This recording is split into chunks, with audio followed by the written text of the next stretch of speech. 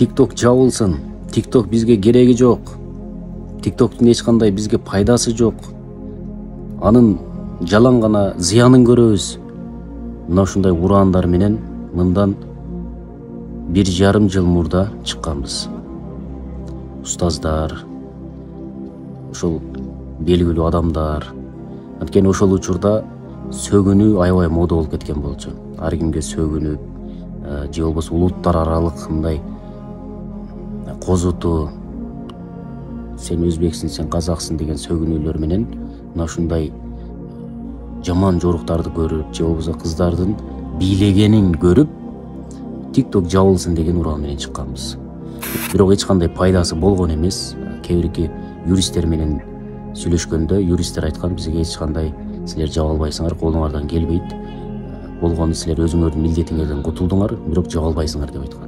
Эмне себептен десек, казынаны кайсыл тараптан болбосо дагы толтуруу жолу буйрук алынган, ошол себептүү силер жаба албайсыңар дейт. Кандайдыр бир деңгээлде налог жактан болсун, TikToктон кадимдей биздин мамлекетибизге бир аз болсо дагы тыйын түшөт экен. Эми ушул 1 сом акча үчүн бүтүндөй биздин каада салтыбыз, динибиз, дилибиз, населебиз, ыйманыбыз, баягы ички мындай жан дүйнөбүздөгү мына ушундай эркекчилик сыпаттарыбызды жоготуп алуу өтө бир коркунучта турат да. Бир эле жылдын ичинде мына ушундай зыяндуулугун көрүп атабыз. Бүгүнкү күндө кандай зыян болуп атат.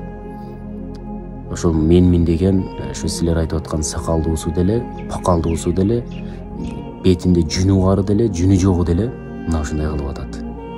Башында допусу бары деле, допусу жогу деле, хижабы барбы жокпу, мына ушундай зыяндуулугун көрүп атабыз бүгүнкү күндө. Ата-эне 18 жыл тарбиялаган тарбияны TikTok келип бир күндө, бир жылда талкалап жок кылды. Тарбиясын кадимгидей жерге чапты. Ата-эненин мындай көзү жер карап калды. Кыргыздын көзү жер карап калды. Эмне себептен? Болгону бир аз ушул бул дүйнөдө бир аз болсо дагы алкымдын, ооздун кесепетинен. Ушул бир аз акча таап жакшы жашайын дейт. Ошол акча үчүн TikTokто нелерди гана кылбай атат. Кандай гана жаман нерселер болуп атат. Аны сиздерге мен мына ушундай кылды, тиги андай кылып коюптур, мындай кылып коюптур, тигисин кийип алыптыр, чечип алыптыр, калпакты кийип алып мындай кылыптыр, жок, аларды айтпайм. Аларды мен айтпасам дагы силер көрүп атасыңар. Анткени үйүңөргө чейин келди ошол нерсе. Кандай нерсе бул? Уят нерсе да.